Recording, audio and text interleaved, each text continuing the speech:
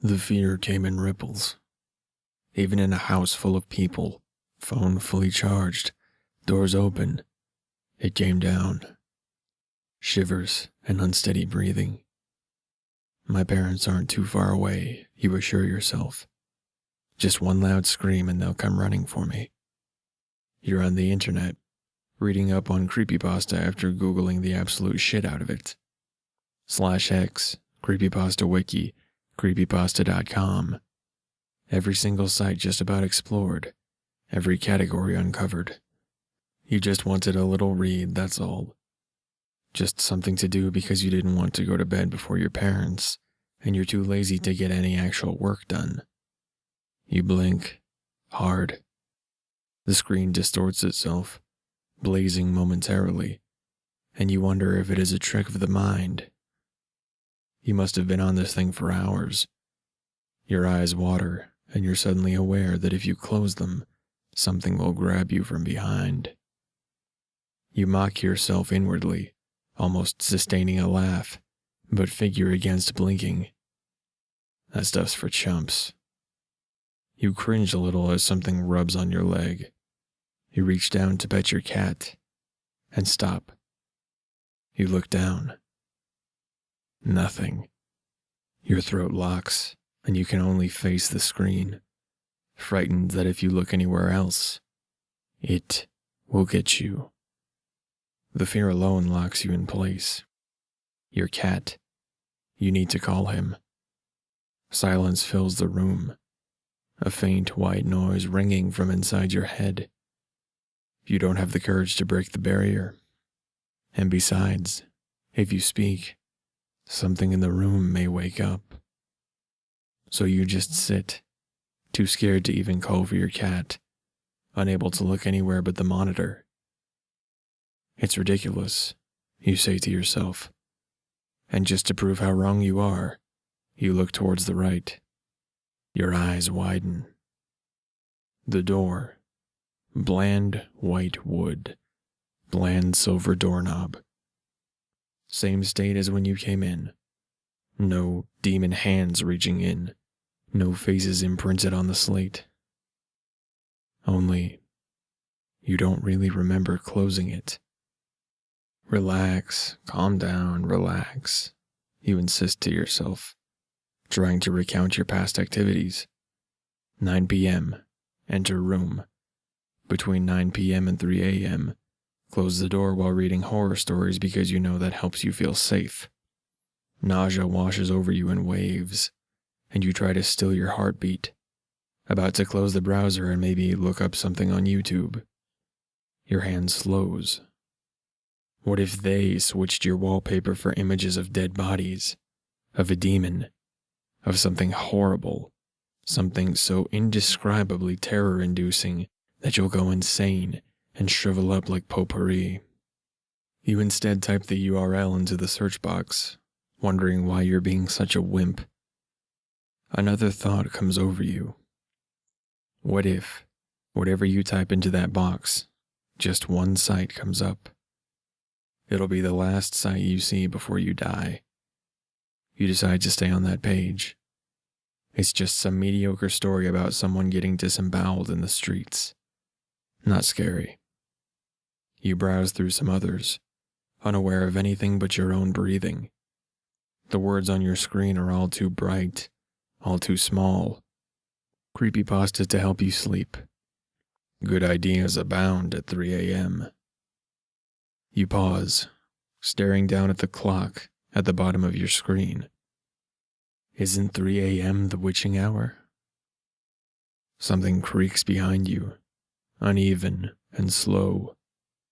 You freeze up, your heart slamming in your chest. The breath you take hurts your stomach, and your hands freeze up on the keyboard. In front of you is a picture from your latest read. A thing. It's hardly a person, with a white face and globe-like eyes and an enormous, happy smile. You're certain it's behind you.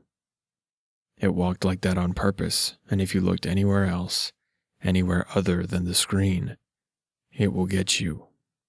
Its smile will brighten even more. Its eyes will widen with a look that could almost be called loving. And then poof, you're gone from existence. You desperately ache to turn off your computer and just go to sleep.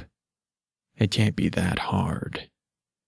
Your phone is next to you, ready to be opened and used to call someone, anyone, just so you can have company. You can't be the only loser up at this ungodly hour.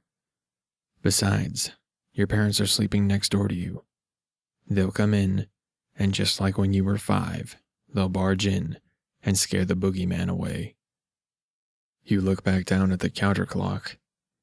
It's 45 minutes past 3 a.m., so the witching hour thing is 15 minutes away from over, and you probably shouldn't sleep anyways, since you've got school and you're an idiot.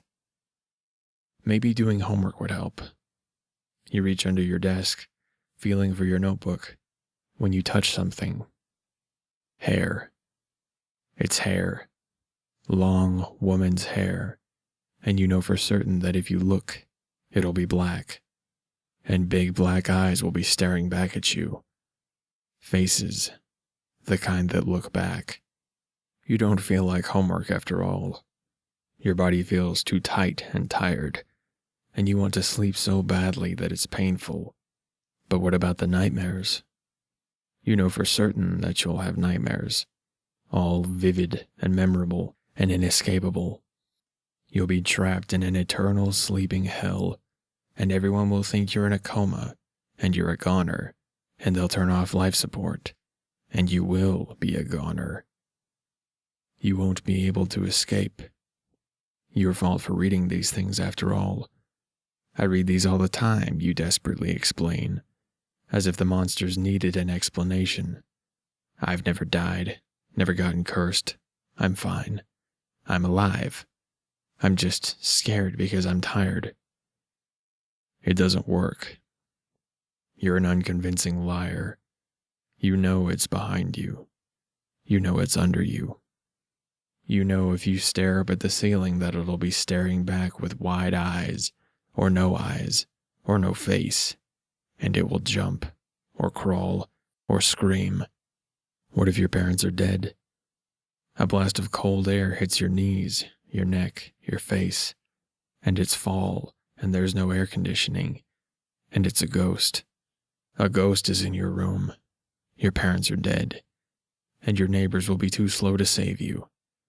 Yours will be an isolated death, a lonely death. It'll seem like you killed yourself when really, they're creeping up on you, and they made you. They gave you the reason, the weapon, and you needed to because it was better than being in a room alone with them. Out of the corner of your eye, you see something. You can't tell exactly what it is, but you know it's pressing something against the window. They'll never even bury you. They'll never even find your house. It'll disappear from reality, same as anything else. And no one will remember you because you wanted this. You wanted to be scared, and now you want to cry out and scream. You don't want to look ridiculous, but you want to scream. You can't. In the one moment you need to, your mouth is sewn shut. The sun is coming up in 2 hours, you tell yourself. Hold it together. You can survive this. It's just fear. The kind that ripples. Your legs go to sleep. Just fear, you say. And you agree. You type youtube.com into the browser, and instantly pops the usual website. The unscary video website. And you watch the hell out of some comedy videos until your fears abate. The sun rises, as it's wont to do, and now you can relax. Your muscles stop tensing, and bright sunshine fills the room. You get up. It's nice to be able to stretch out after a long night of freaking yourself out. You wonder if you should go get an early breakfast, yawning contentedly, and then you see it. A girl, small and in a white dress, her face white and rotted, and oh, it's real. They were real. The sun hits her, and it doesn't do anything, and she's still there, only you see her clearly. And it was her hair, you know it. It was her hair you touched, and go away, it's all you can think, and she walks. Oh, she's creaking towards you. The same sound from last night, the shuddering, the long, uneven drawl. No, it wasn't her hair. She was the one behind you. Then, under your desk, it grabs your leg. It has no gender. Hair, hair, hair, it's all over your room now. The thing's got an intense face, globe-like eyes and a happy smile, and it's not a woman, no. You wish it were something, an existing thing. But it's the thing from the picture, and now it's got you. With the only courage you've ever kept inside yourself, you scream and throw open the door. They waited outside for you, so politely. It came down from your ceiling, holding both your parents in its enormous black mouth, its crooked limbs almost exactly like a spider's. This might have been a woman once, long ago, but the eyes are so black, everything black and white, and the teeth aren't there, and you imagine it just sucked on your parents or something. They look like they've been mashed, so maybe it just swallows, and oh God, it reaches for you. They're all reaching for you. The window. If you can just jump, you can just jump. Anything. Let the window be okay. Laughter echoes in your head as you realize your mistake.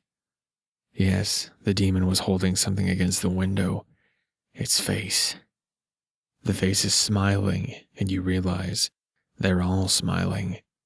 Everything. You remember all the creepypastas, all the demanding chain letters, all the campfire yarns, and you realize that in one night, they've come to get you. They creak out of your closet. They slide out from under your bed. They smile at you, and it's morning, and you can see them. It's light now. You wonder why people always associate light with safety. You wish it were dark again. They always make the night look scary, always make the darkness intimidating, but you can't see your fears as easily. They're shaded, and they can be passed off as illusions. You can't do that with the sun shining. They're all here, standing and accounted for, and you know it. No more convincing yourself. Goner, goner, the Donner Party landing. A funny thought hits you. Maybe they were afraid of the dark.